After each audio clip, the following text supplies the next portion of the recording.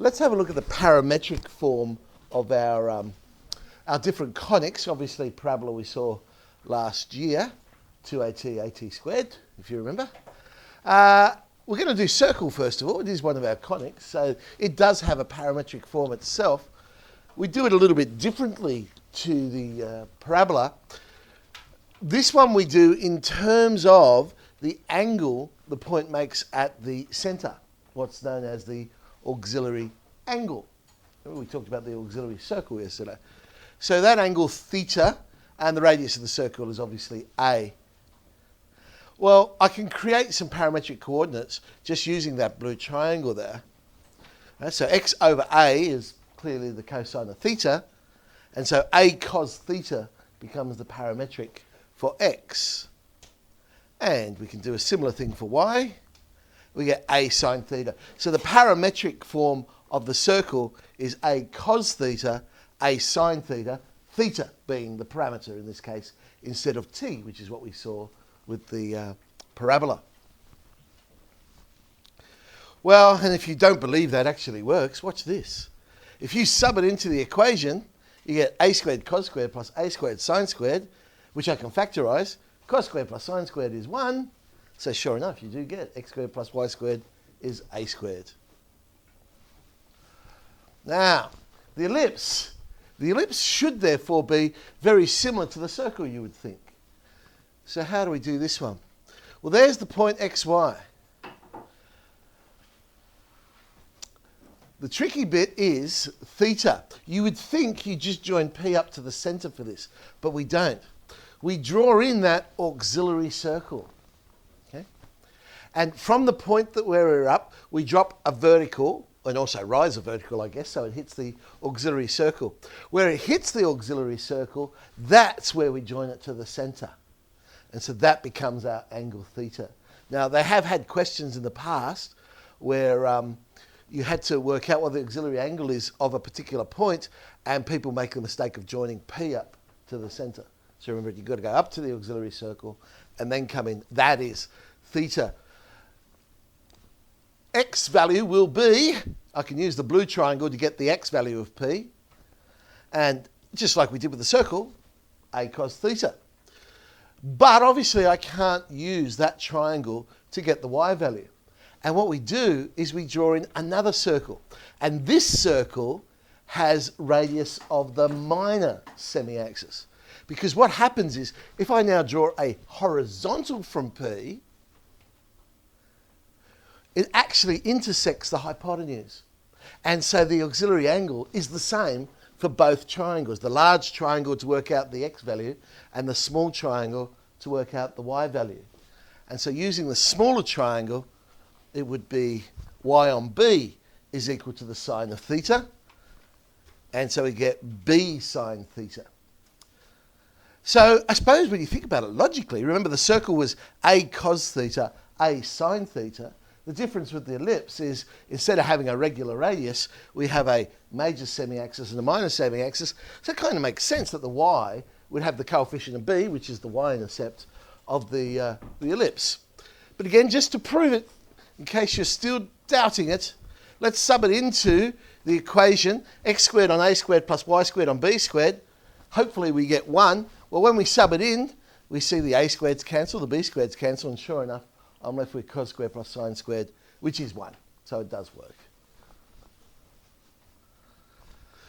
All right, now we want to find all those interesting things, equations of tangents and normals. These are the sorts of lines we end up working with in these parametric questions.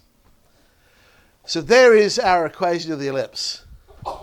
Now, if I'm going to find the equation of a tangent and normal, I'm going to use some calculus. Too messy to make y the subject, so I'm going to differentiate implicitly.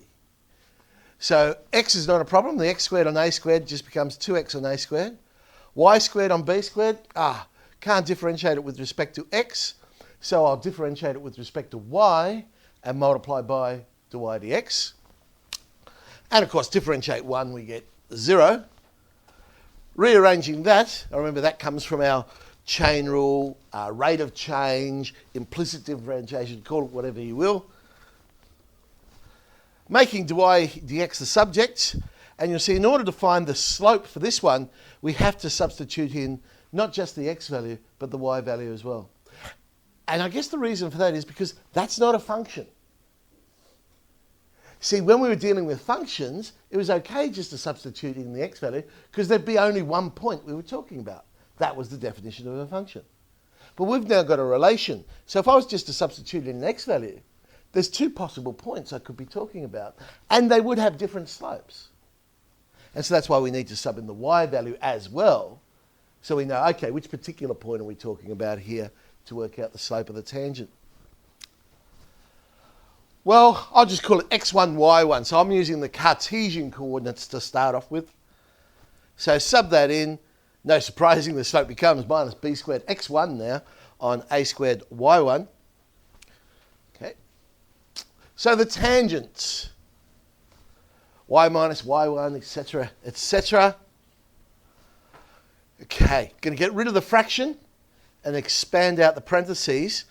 And then what I've done is I've moved everything that has x and y on the left-hand side, but anything that's just constants, because remember x1 and y1 are constants, they're representing the point, I've put that on the right-hand side. And you see there's sort of a pattern there. So you've got this b squared x1 x. On the other side we've got b squared x1 squared. And then I've got an a squared y1 y. And on the right-hand side I've got a squared y1 squared. So there's a neat little pattern. But we can do better than that.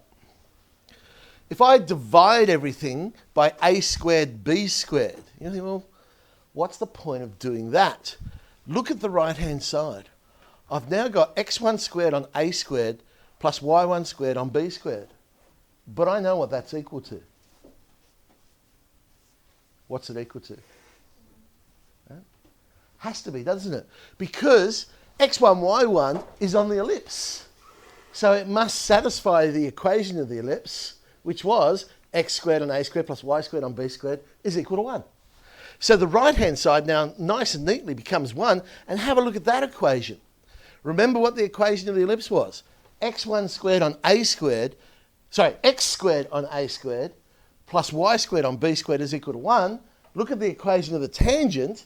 x1x, very similar to x squared, it's just that one of the x's is a constant on a squared, y1y on b squared is equal to 1. So it has the same form as the actual equation of the curve itself.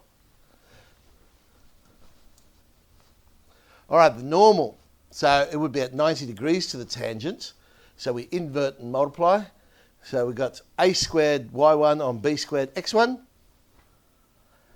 Expanding out and getting rid of the fraction again. And like I did with the tangent, I'm now grouping the x and y's on the left-hand side, everything else on the right-hand side. Okay. Now I'll divide by, now in this case, I didn't divide by a squared b squared, you'll notice. This time I've divided by x1, y1. And on the right-hand side, I get a squared minus b squared. And you might be thinking, oh, that's a bit messy. And it is a little bit messy until you remember a squared minus b squared would actually be equal to a squared e squared. Now yesterday, when we were finding the eccentricity of an ellipse, right, we said b squared was equal to a squared 1 minus e squared. But I said, look, if you make e squared the subject to find e squared, we got e squared was equal to a squared minus b squared over a squared. Well, if I multiply both sides by a squared, I get a squared minus b squared is equal to a squared e squared. The focus squared, if you like. So I think that's a much neater way. We tend to see it more often, though, the second last line, which I find interesting. But when you think about it, the last one probably has got, well, I was going to say more niceness. I don't know if that's the right word, but I think that looks a bit neater. All right, what happens when we use parametric coordinates? Well, the derivative obviously is now going to change. Oh, so is that a question? Yeah. Yep. Whoop, hang on, let me just go backwards. If the major axis was on the y-axis, how would it change? It'd still basically be the same, I think, wouldn't it? Or would we get b squared e squared on the right-hand side? or we might get minus a squared e squared. That'd be interesting to have a look at. But I'm thinking it was going to be the same, because what would we have done differently? The equation of the ellipse would be the same. So the derivative would be the same. I'm still going to substitute in x1, y1. So that's going to be the same. So everything's saying to me, it's going to be the same. The difference here, of course, is the a squared minus b squared. Is it? Because then, if the foci was on the y-axis, our equation became b squared minus a squared on b squared, wasn't it? So it become minus b squared e squared, wouldn't it? Yeah. So a subtle little difference, but other than that, they should be identical. All right, so parametrics. So this time, instead of substituting the x1, y1, we've subbed in our trig parameters. So we end up with b cos theta on a sine theta, or the negative of that. Temptation is to turn that cos on sine into cotan, of course. We just see that, and it's an automatic reaction. I want to change that. Don't fall into the temptation, okay? Leave it as cos on sine.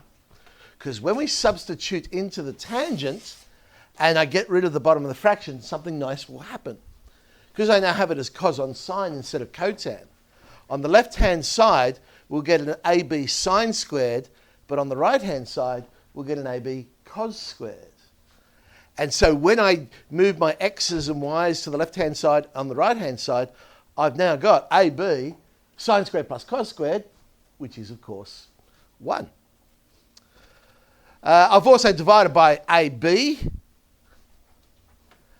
and there is our equation of our tangent in parametric form. So x cos theta on A, y sine theta on B is equal to 1. What does the normal look like? Okay, let's differentiate that one. Sorry, not differentiate. Sub in and work out the equation of the line. We've already differentiated, but we're subbing in A sine theta on B cos theta this time. So now, a little bit messier, because instead of getting sine squareds and cos squareds, we now get sine theta cos theta. So I've ended up with a squared minus b squared sine theta cos theta. I think a logical thing to do here, divide everything by sine theta cos theta. And we'll get a similar sort of expression. You'll see what we get. Have a look at the two, by the way. The tangent was x cos theta on A, whereas the normal is AX on cos theta. And y sine theta on B, BY on sine theta. And the signs are different, obviously. But then again, on the right-hand side, we have our a squared minus b squared, which could be written as a squared e squared. Okay, this brings up the inevitable question. I'll just summarize it all on one page here so we can see our different... There we go. There's the 4 different equations there, 2 with parametrics, 2 with Cartesian. The inevitable question is, can we just write these down? The answer to that would be, I guess, have a look at how many marks the question's worth. Yeah. If they said, find the equation of a tangent, well, that's sort of telling you, no, come on, you've got to derive this. If it said, write down the equation, well, then they're basically saying, yeah, okay, you can just put it down. You don't have to derive this. But in any case, isn't it just better to derive it instead of actually memorizing it? I agree.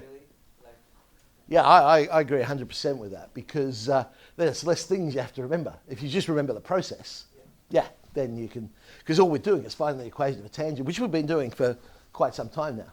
Yeah, I would agree with that. Yeah. So obviously, if it was worth 3 marks, they're expecting a lot of working out. If it was only 1 mark, then they're probably saying, okay, you can just pop it down. What if you need to derive it to find another question? For example, like quarter contact, would you have to derive everything? Again, look at the marks, I guess. Quarter contact questions, and we'll see this later on. We'll look at some quarter contact questions.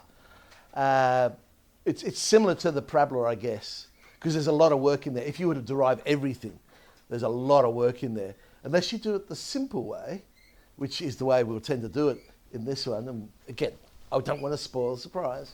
We'll see that when we get to it. But look, you will be able to tell by the way the question's structured, I think. You should be able to. All right, well, let's just do a simple then. Find the equation of a tangent. It really is no different, as you're saying, to stuff we were doing with 2 unit. The only difference is we're going to have to use some implicit differentiation here to come up with an answer. So let's differentiate it. We'll get x on 8 plus 2y divided dx. So our derivative becomes minus x on 16y. We're using Cartesian coordinates for this one. So subbing in those Cartesian coordinates, there's our slope. 1 on 4 root 3. We have a point. We have a slope. So I guess this is probably the most basic of type of questions we can get, because really, other than the implicit differentiation, it's not that different to a 2-unit question, yeah? Here's one that's more fun. Find the equation of the normal to the ellipse, and I've got it in parametric form this time, at the point theta is pi on 6. Now, of course, it would be possible for you to substitute in theta equals to pi on 6 into each point and come up with Cartesian coordinates, if you prefer to work with them. Of course, you would have to also then work out what the actual equation of the ellipse is. We've just got the parametric form. But if we leave it in its parameters, remember, when we differentiate sine, we'll get cosine, or derivative times cosine. Differentiate cos, we'll get minus sine. So x is 2 cos theta. I'll differentiate x with respect to theta, and I'll get minus 2 sine theta. If I differentiate y with respect to theta, I'll get cos theta. And then again, I'll use our chain rule, implicit differentiation, call it whatever you will. Rates of change. I know that dy dx would be dy to theta times to theta to x. And I get a derivative in terms of the parameter, in terms of theta. Now I can sub pi on 6 into that one and work out the slope. And we get minus root 3 on 2. So I didn't have to worry about finding the actual equation of the ellipse to do that. Okay, so now I will substitute in to get the x and the y values. Normal, we invert and change the sign. Expanding out, there's the equation of our normal. Now, if y equals mx plus k is a tangent to this ellipse, we're going to show that a squared m squared plus b squared must equal k squared. There are different ways of doing this, but let's see which way I chose for this one. All right, well, I'm going to use parametrics. So I know x is a cos theta, so its derivative is going to be minus a sine theta. Y is b sine theta, so its derivative is b cos theta. Okay, so the derivative is minus b cos theta on a sine theta. But we're saying y is mx plus k is a tangent, so therefore the slope of that tangent must be equal to the derivative. So I come up with a relationship that m is minus b cos theta on a sine theta. Playing around with that, I get am sine theta plus b cos theta is equal to 0. There's my first relationship. Now, the other thing I know is the tangent meets the ellipse at that point. Therefore, if I solve them simultaneously, they must come up with this result. So, b sine theta, if I substitute into y equals mx plus k, because it must satisfy the equation of the tangent, not only the ellipse, we get b sine theta is equal to am cos theta plus k. And rewriting that one, I get am cos theta minus b sine theta is negative k. So I have a pair of simultaneous equations. The first one I'm going to square. It's an unusual way of doing simultaneous equations. Normally we add or subtract. We've seen somewhere we divide. This time I'm squaring the first equation. And I'm going to square the second equation. And something lovely happens. Okay? Both expansions give me a 2ab m sine theta cos theta, but one is positive and one is negative. But look what also happens. I get a b cos squared and a b sine squared. I get an a squared m squared sine squared and a squared m squared cos squared. So if I add these two things together, I get a squared m squared sine squared plus cos squared plus b squared sine squared plus cos squared is k squared, but we know sine squared plus cos squared is 1, and so there's our result. a squared m squared plus b squared is k squared. So that's, I think, a neat little way of solving that little problem. Okay, exercise 6C, I've put a few more questions out, and now comes Comaroni,